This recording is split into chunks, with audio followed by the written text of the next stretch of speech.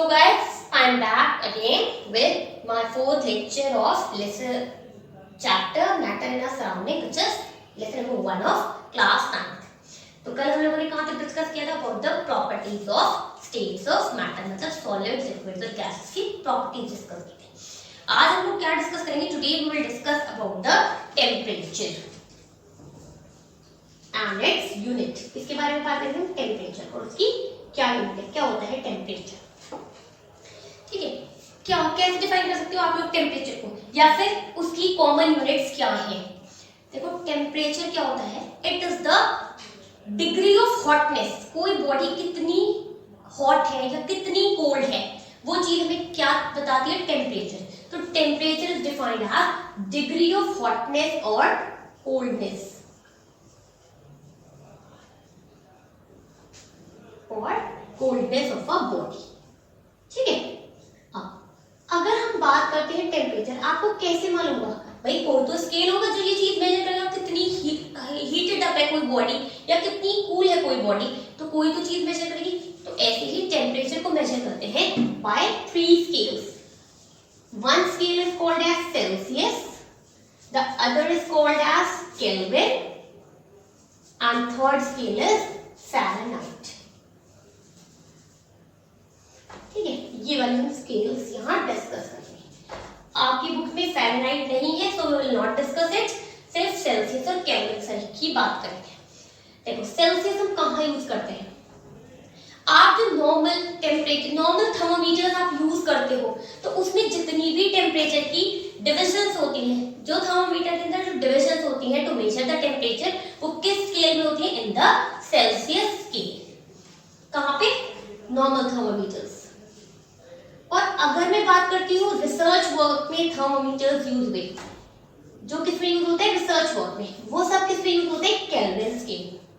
Kelvin scale का एक positive point ये भी है कि केल्विन स्केल में कोई भी टेम्परेचर नेगेटिव नहीं होता. ठीक है, सेल्सियस स्केल में लीस्ट काउंट क्या है उसकी? Least temperature is 0 degree Celsius and इसमें क्या लिखा? Sorry, 0 degree Celsius in Celsius scale is called as the freezing point of water. और अगर मैं बात करूं 100 डिग्री की, तो it is the boiling point of water. और केल्विन स्केल में वही डिविजन्स क्या हो जाएंगी? इट स्टार्ट्स फ्रॉम 273 केल्विन और 100 डिग्री पे क्या हो जाएगा? It is 373 kelvin. तो वाटर का बॉइलिंग पॉइंट और मेल्टिंग पॉइंट क्या हो जाएगा? सॉरी, फ्रीजिंग, हाँ, मेल्टिंग पॉइंट और फ्रीजिंग पॉइंट क्या हो जाएगा केल्विन स्केल में? 373 डिग्री एंड 273 डिग्री सेल्सियस. ये हुई. अगर हम बात करते हैं टेम्परेचर की एसआई यूनिट की, जो आप सबसे ज्यादा यूज करते हो इंटरनेशनल सिस्टम के through, that is the kelvin. आप क्या करते हो? सब स्केल्स को क्या करते हो? सेल्सियस को आप कन्वर्ट किसमें करते हो? केल्विन में, which is the SI, because the SI unit of temperature is kelvin. ठीक है, अब आपको क्या करना है? हम क्या लिखते हैं कि 0 डिग्री सेल्सियस, डिग्री का साइन लगाते हैं. तभी केल्विन के साथ आप क्या करते हो? Either you only right simple के. अब अगर मैं बात करती हूँ कि आपके पास क्या रिलेशन है, आप सेल्सियस को केल्विन में कैसे कन्वर्ट करते हो, तो उसके लिए हमारे पास एक सिंपल रिलेशन है एंड दैट इज, ठीक है, ये रिलेशन आपके पास क्या है? It is the relation. वो क्या बताएगा आपको कि अगर आपको केल्विन स्केल को, सॉरी, सेल्सियस स्केल को केल्विन में कन्वर्ट करना है, तो how will you convert it? Kelvin, K means the temperature which is on Kelvin scale. C is the temperature on Celsius scale. Temperature on which scale? Celsius. और ये कौन सा हो जाएगा? In Kelvin scale. और you have to add simply 273 degree Celsius. आपका क्या हो जाएगा? Kelvin में कन्वर्ट हो जाएगा.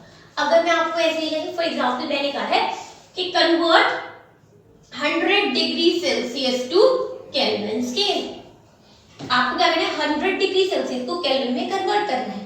तो यूज दिस रिलेशन. केल्विन में आपको कन्वर्ट करना है तो K will remain as such. Temperature on Celsius scale कितना है? 100 degree plus it is 273 and temperature on Kelvin scale comes out to be 373 Kelvin. ठीक है, यहां तक हो गया आपको क्लियर? आप ऐसे ही, अगर मैं आपको सेल्सियस में, अगर मैं आपको केल्विन में टेम्परेचर दूं, सेल्सियस में कन्वर्ट कराऊं, तो you can use the term that Celsius will be equals to K minus 273 degree Celsius. वाले दोनों रिलेशंस आप यूज करोगे to interconvert the units. Topic जो हम लोग डिस्कस करते हैं, it is the change of state of matter. हमें क्या करना है, we have to change the state. Change the state का क्या मतलब हो गया, सॉलिड से किसमें कन्वर्ट कर रहे हो, लिक्विड में। लिक्विड से किसमें कन्वर्ट कर रहे हो आप, गैस में। या फिर गैस से किसमें कन्वर्ट कर रहे हो, सॉलिड में। सॉलिड से डायरेक्ट गैस में कर रहे हो, या फिर लिक्विड से गैस में कर रहे हो, गैस से इसमें कर रहे हो, और लिक्विड में। तो आप क्या कर सकते हो, how can we change the state of matter. आप कैसे सॉलिड से लिक्विड में कन्वर्ट कर सकते हो, या सॉलिड से गैस में कर सकते हो, लिक्विड से गैस में कर सकते हो, ये हम डिस्कस करेंगे अब।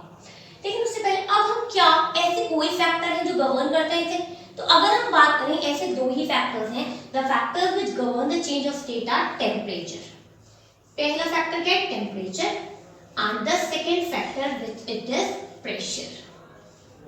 आप या तो टेम्परेचर को इंक्रीज कर दो या टेम्परेचर को डिक्रीज कर दो। अगर टेम्परेचर को इंक्रीज कर देते हो या डिक्रीज कर देते हो, उसकी वजह से क्या हो जाएगा, one state will get converted into the another. ऐसे ही प्रेशर को क्या करोगे, जब आप प्रेशर अप्लाई करोगे तो आपका एक स्टेट से दूसरे स्टेट में क्या हो जाएगा, कन्वर्जन हो जाएगा।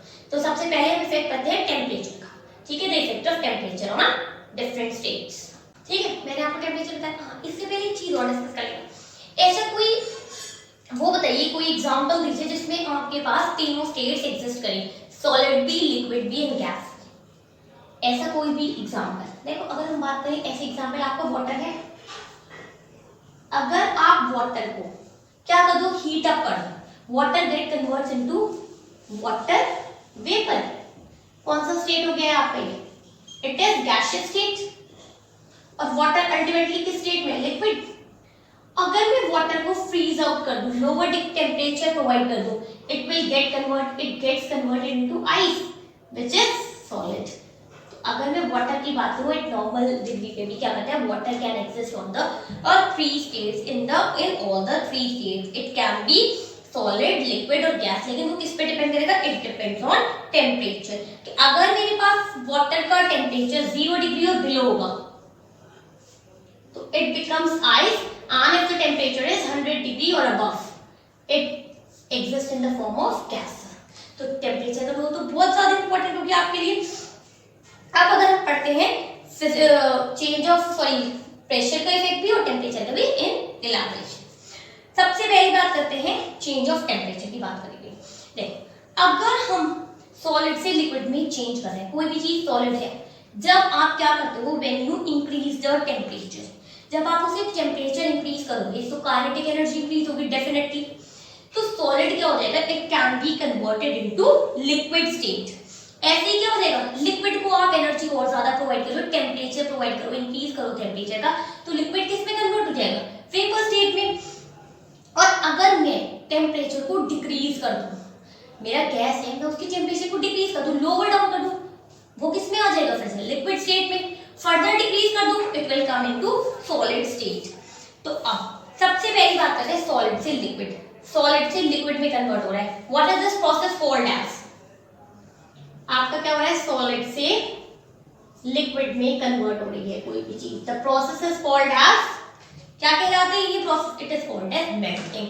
Solid melts to form ice, sorry ice melts to form water, ये solid melts to form liquid. देखो, अगर आप क्या करो, आप आइस को एक बी कर दें and you start heating it, when you start heating it, तो वो क्या हो जाएगा, वो किस में कन्वर्ट हो जाएगी, इट चेंजेस टू वाटर। मैंने क्या कहा, मैं आइस को हीट कर रही हूँ, it changes to water by increasing temperature। अब क्या हो जाएगा, ऐसी वाली प्रोसेस जिसमें आइस से वाटर कन्वर्ट हो रहा है, ये कह सकते हो सॉलिड टू लिक्विड कन्वर्ट हो रहा है, that process is called as melting. क्या हो रहा है हमारे पास, सॉलिड्स की मेल्टिंग हो रही है in the another state which is called as liquid. ठीक है, मेल्टिंग का दूसरा नेम क्या है, it is also called as fusion. तो don't get confuse what you mean by fusion. तो फ्यूजन या मेल्टिंग एक ही बात है। अब जैसे ही आइस क्या होगा, चेंज हो जाएगा वाटर में ऑन हीटिंग, इसे क्या हो गया, it is called as melting of ice या फिर fusion of ice. The melting of solid takes place. अब जो ये बताओ, ये जो मेल्टिंग हो रही है, ये क्या होगी, पर्टिकुलर टेम्परेचर पे ही होगी।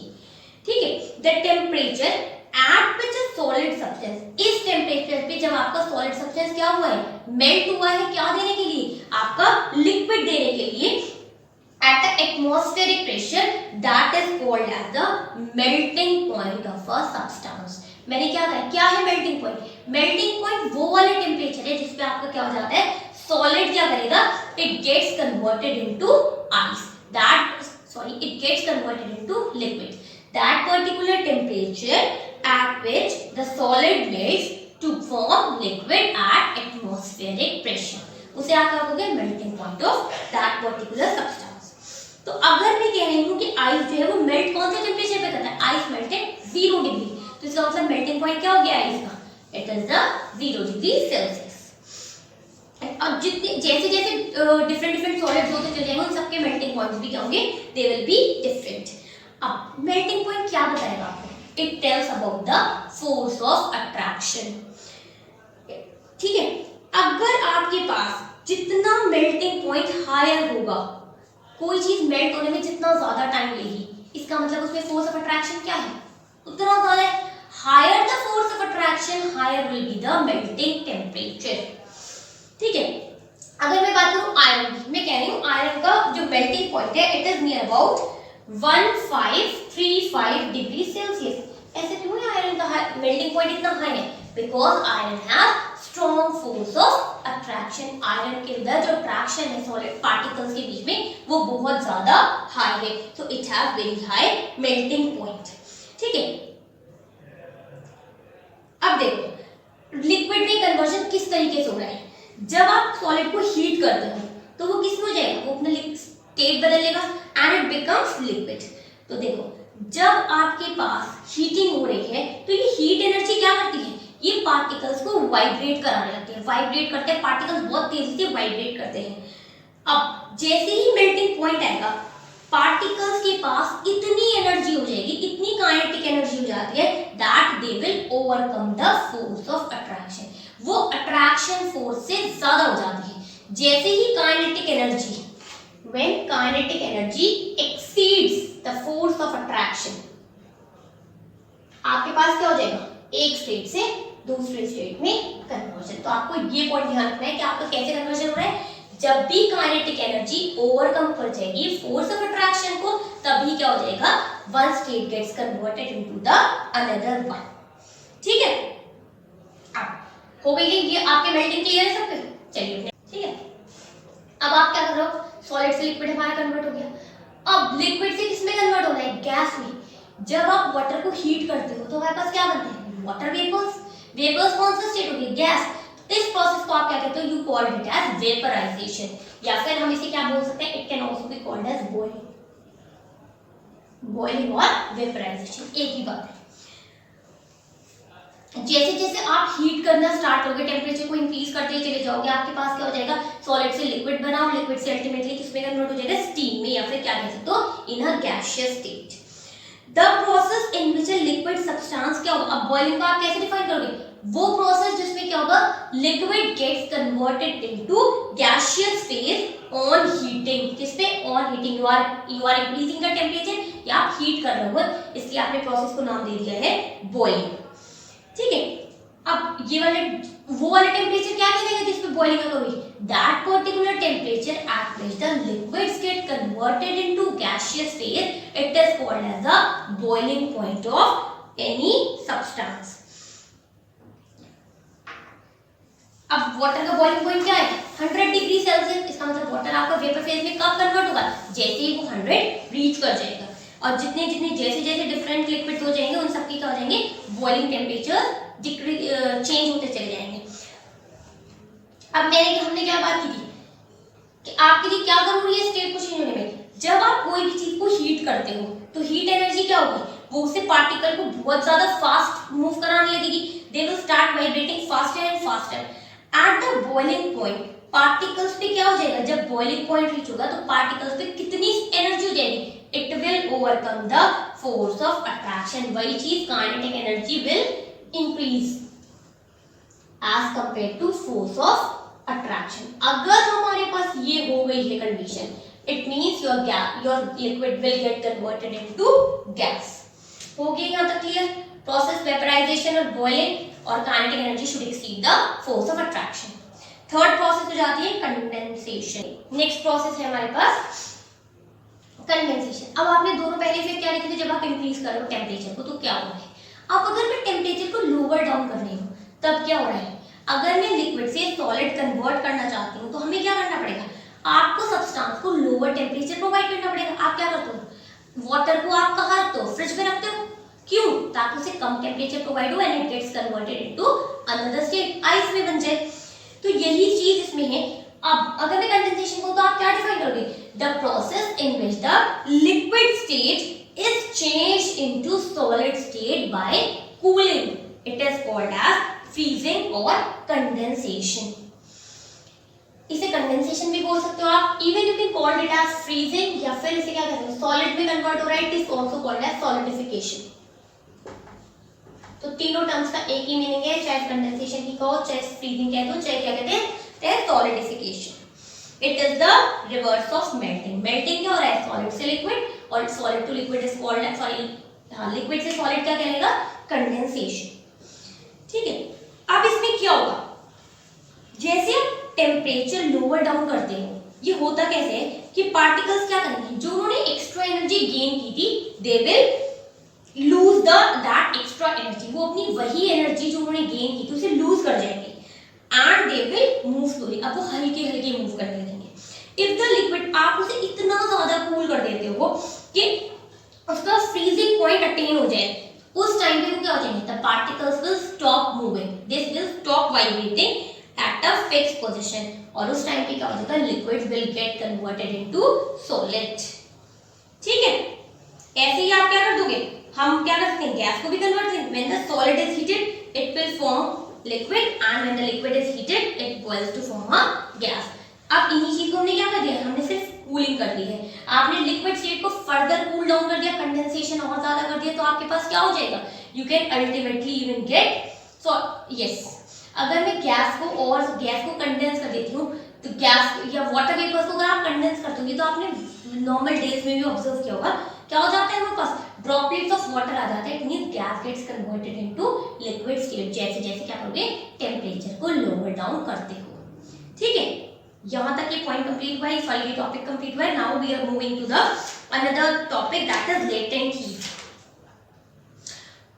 उससे पहले एक चीज और डिस्कस कर लेते हैं, लेटेंट हीट से पहले, दैट इज सब्लिमेशन। देखो अभी तो हम क्या कर रहे हैं, सॉलिड से पहले लिक्विड पहुंच रहा है और लिक्विड से गैस।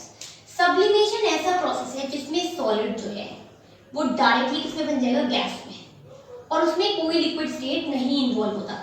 डू नॉट इन्वॉल्व, कौन सा स्टेट इन्वॉल्व नहीं होगा, लिक्विड स्टेट।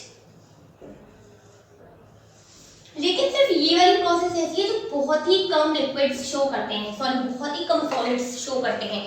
जैसे आपने देखा होगा, you have seen naphthalene balls, camphor, और आपको एक वो मिल जाएगा केमिस्ट्री लैब में, कंपाउंड है अमोनियम क्लोराइड, वो भी क्या शो करते हैं, सब्लिमेशन। जैसे ही आप सॉलिड को हीट करते हो, वो लिक्विड नहीं बनता, वो डायरेक्ट गैस बन जाता है, उसके वेपर्स बनते हैं व्हाइट कलर के। That process is called as, क्या कहोगे आप उसे, दैट इज सब्लिमेशन। ठीक है, आप उसे क्या कर दो, फिर जो वेपर्स बने आप उन्हें क्या कर दो, कंडेंस कर दो, कूल कर दो, it will again get converted into solid. तो आपके पास the changing of solid directly into vapours भी सब्लिमेशन कहलाएगा, या फिर गैस को आप सॉलिड में बदल रहे हो, ये भी क्या कहलाएगा, it is also called as sublimation. मैंने आपको बता दिया कौन कौन सी एग्जांपल है, example are ammonium chloride, it is camphor. ठीक है, ये वाले दोनों कंपाउंड्स क्या कहते हैं, दे शो सब्लिमेशन। और एक चीज क्या कहते हैं, नैप्थलीन, बताइए मैंने आपको, naphthalene balls, even iodine also show sublimation. ये सब कंपाउंड क्या करेंगे, सब्लिमेशन शो करेंगे। जैसे ही आप उसे हीट करेंगे, they will directly get converted into gas, और कूल करेंगे फिर it will get converted into solid. वही वो सुना है आपने, dry ice. What is dry ice? Dry ice कुछ नहीं है, it is solid carbon dioxide. आपने क्या करा है, कार्बन डाइऑक्साइड को कूल डाउन कर रखा है and it appears as a solid form. इस चीज को क्या बोलते हैं, it is called as dry ice.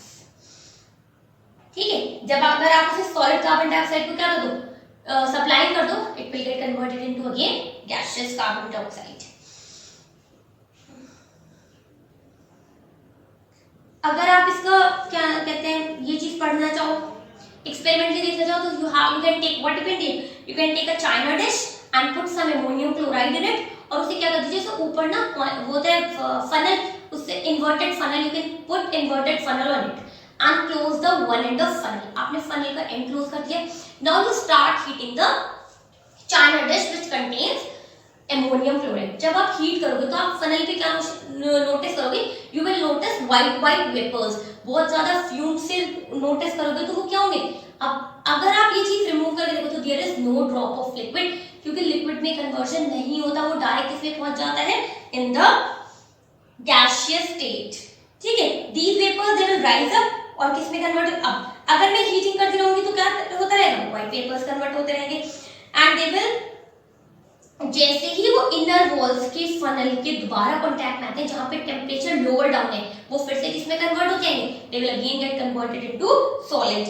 तो इसी तरह क्या हो जाएगा, इनर साइड ऑफ जो फनल में होगा it is called as sublimate और it can be removed and naphthalene balls ये सब आप जो यूज करते हो गया। अब हम बात करते हैं latent heat. What is latent heat? कितने टाइप्स की होती है? Latent heat is latent heat of fusion and it is latent heat of vaporisation.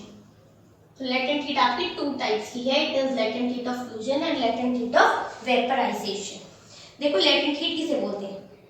It is the heat energy which has to be supplied to change the state of substance।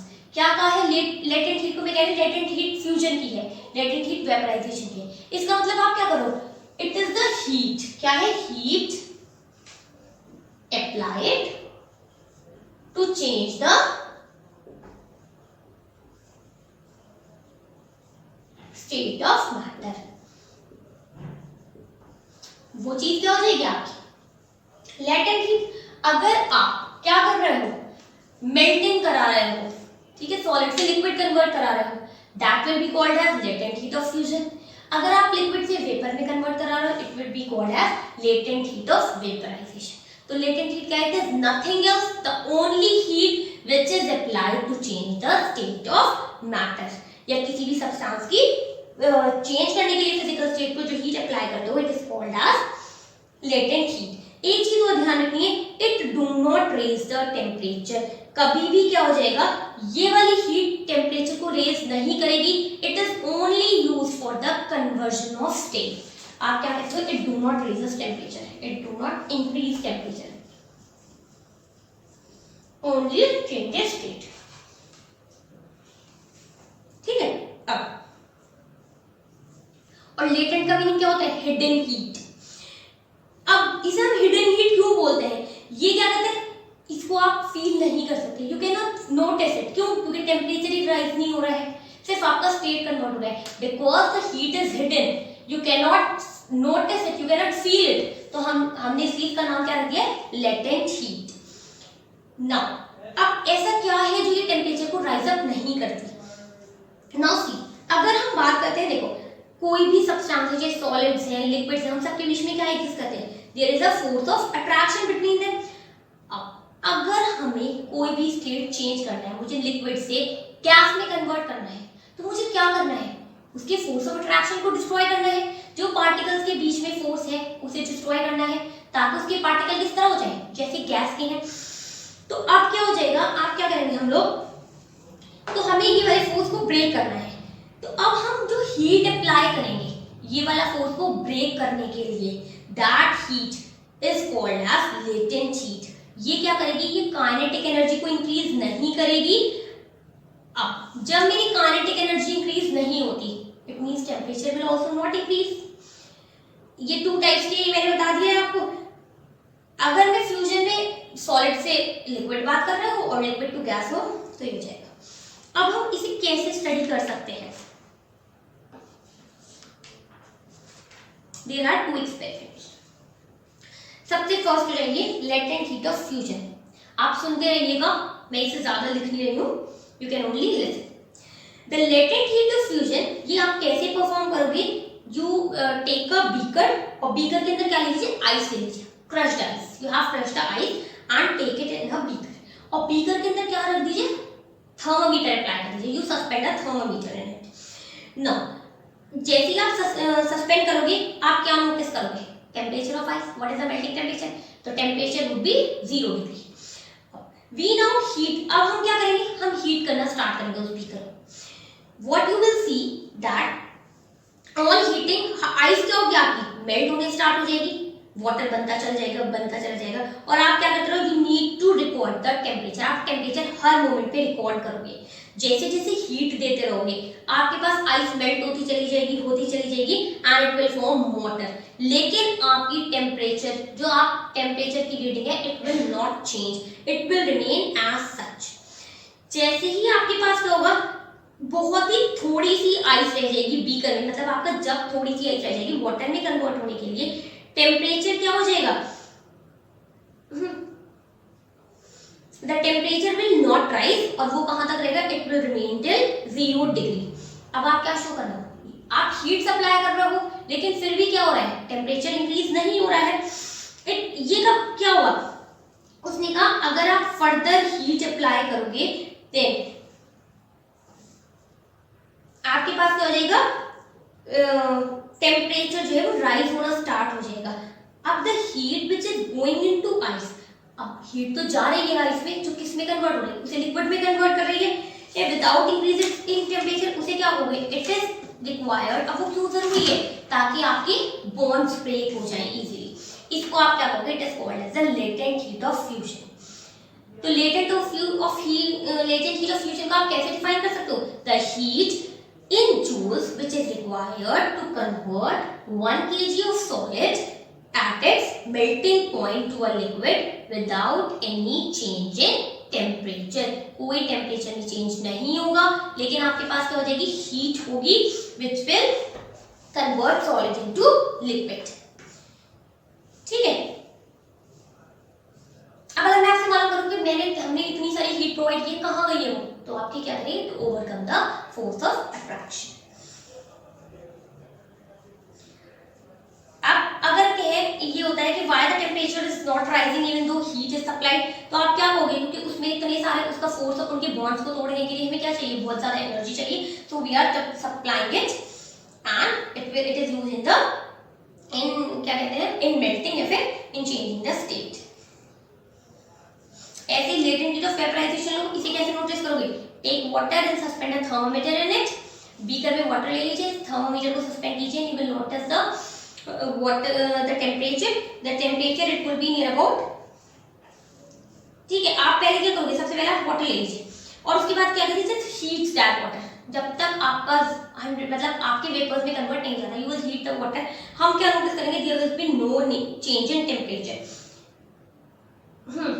एक चीज और ध्यान रखिए, sorry, जब हम beaker में apply करेंगे heat के लिए, सॉरी वेपर्स में कन्वर्ट करने के लिए, तो what you will notice that there will be rise in temperature में राइज होगा, लेकिन 100 के बाद कोई राइज नहीं होगा। जैसे ही आपका टेम्परेचर 100 पहुंचेगा, there will be no rise in temperature, क्योंकि वाटर का बॉइलिंग पॉइंट स्टार्ट हो गया है।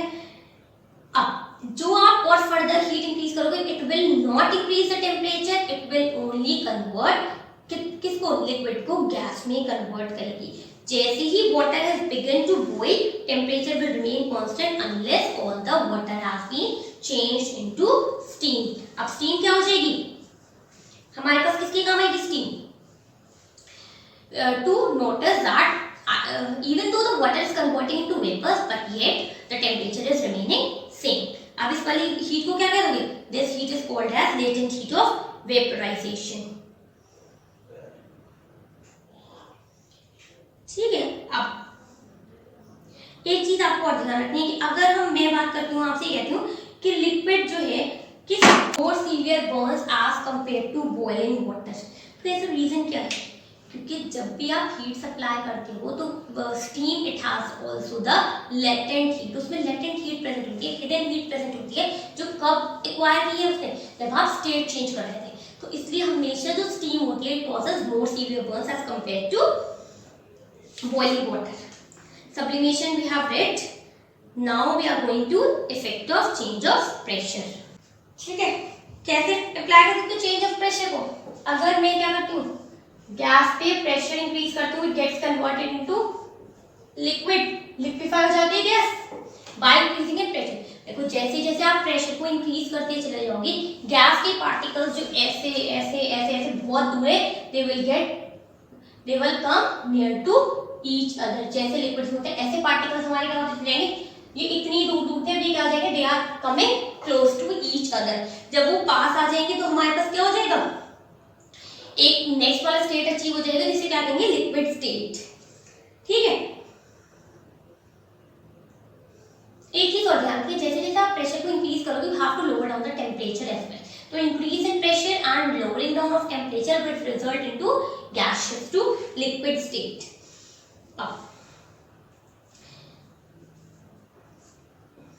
लिक्विफाई मैंने बता दिया आपको क्यों होंगे, कैसे कर सकते हो आप, क्योंकि जब हम इनमें इतना ज्यादा इंटरपार्टिकल स्पेसेस हैं, they will get condense and will form another state of matter.